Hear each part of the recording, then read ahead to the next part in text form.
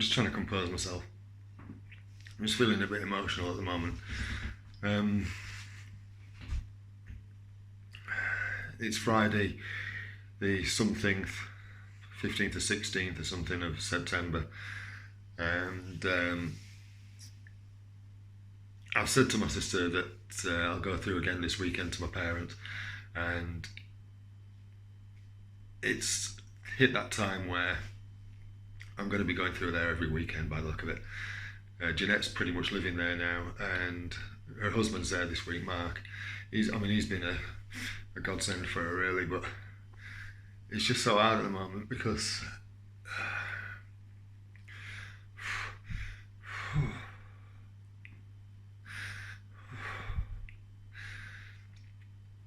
everybody that I care about in terms of my immediate family is struggling. Dad's obviously struggling with the cancer situation. My mum's struggling just to get to grips with everything, with all the changes that are happening. The Alzheimer's is just, it's just causing her a lot of problems, and so she's struggling to adjust. She doesn't know what's going on a lot of the time. And then obviously my sister's struggling. She sent me three very long messages this morning just before I started working, and the lady whose house I cleaned, she's just popped out, so I thought I'd just record this while it's fresh in my head. But Jeanette said that she was exhausted, and that Mark was supposed to be going home this weekend, but he's staying at my parents too until Sunday. And she said, she said to me basically, the first thing she asked me was, "What time are you coming?" And if that isn't a sign, I don't know what is. But so I've told her obviously, but she said, hopefully this weekend her and Mark can get out and she can just spend a couple of afternoons, maybe, just collecting herself and trying to get a bit of mental balance. Just horrible. As I say, everybody that I love in my family is struggling.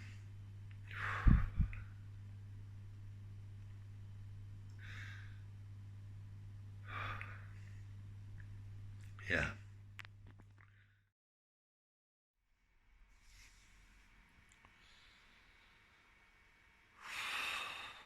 It's been an unbelievable weekend in an astonishingly shit way. It's now Sunday night, and I turned up to Mum and Dad's on Friday afternoon, and I'm a bit lost here. It's so much has happened. It's just been unbelievable. Oh gosh, that was it. So Jeanette and Mark were there, her husband, and Jeanette was feeling pretty exhausted. So when I rocked up, her and Mark went out for after a couple of hours of handing stuff over, updating me with things and so on. And there's one section I'm going to include in this that may or may not end up in the final cut. However, anyway, they went out for a couple of hours just to get out, so for a bit of sanity really. And in that time, so it was early evening, late afternoon, early evening. Dad and Mum were downstairs with me. Dad stands up and then loses his footing and falls over, and I watch all this happen in slow motion. It was unbelievable. And he said he was okay, and he got back to his feet slowly and then got himself sat down. Then he said he was in pain in his groin, which isn't uncommon at the moment. That's quite a regular thing. He said it was bad, so he went upstairs and rested to his bedroom. I helped him upstairs, obviously, and he went through his normal medication routine. Didn't think much else of it. We all kind of went to bed, late-ish on, about between 11 and 12.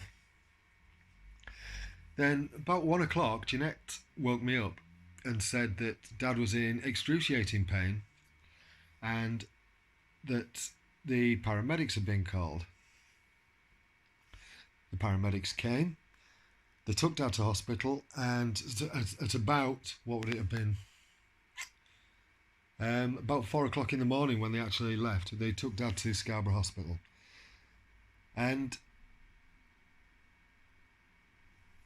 Jeanette was going to go and pick him up a little bit later on. She was going to give it a couple of hours. The paramedics told us to give it a couple of hours, and then she said she'd go and pick him up. So I went back to bed. And then about an hour later, Jeanette woke me up again and said, "We've got to go to the hospital and collect him." So we were back out, went to the hospital, picked him up, and long and the short of it is we had him back home for about 7 o'clock, 7:30, and it turned out he hadn't done any damage or anything like that to himself.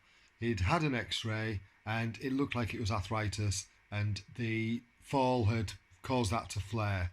So it looks like it's possible that the pain he's been experiencing in his hip wasn't cancer at all. That one wasn't cancer. That one was arthritis. Could have been caused by the cancer, flare up, cancer of the bone, we don't know. So that was that. And then thankfully on Saturday night, everything kind of went okay. He gradually got a bit more movement back in his leg, and it was okay. Saturday night, we all kind of slept okay. No problem Saturday night. Sunday morning, and Mum had an angina attack. The next piece of information I give,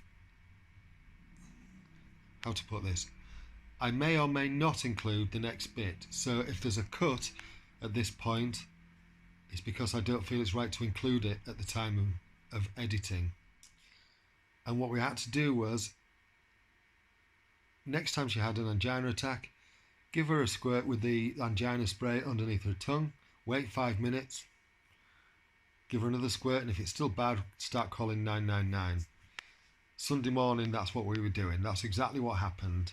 She went all pale, kind of a little bit delirious, and so we called 999. Jeanette called 999. Well, I sat with her and so on, and then Dad heard what was going on. He was getting upset, wanted to come downstairs, and he was kind of trapped upstairs at the time. So I got him downstairs, and he was really upset, adamant that Mum couldn't go to hospital on her own because she's not good with her memory. And he was really upset and in tears, and Mum was upset and in tears. And that was the other thing that happened that morning. Prior to Mum's angina attack, she kept asking me where Dad was, and I told her he was in bed. You know he's seriously ill, don't you? She'd completely forgotten. So we went through all that routine again, and she got really upset about the fact that, he's got cancer. And then Dad, as I say, when the paramedic was here and stuff, Dad was really upset. And it's just such a bloody awful position to be in, isn't it? It's like I said I don't know whether I'll include that in this little segment or not, but when I said the other day about everybody in my family struggling, I mean, Jeanette is struggling too, and it's just awful. It really is awful. But yeah, I'm going to leave this there.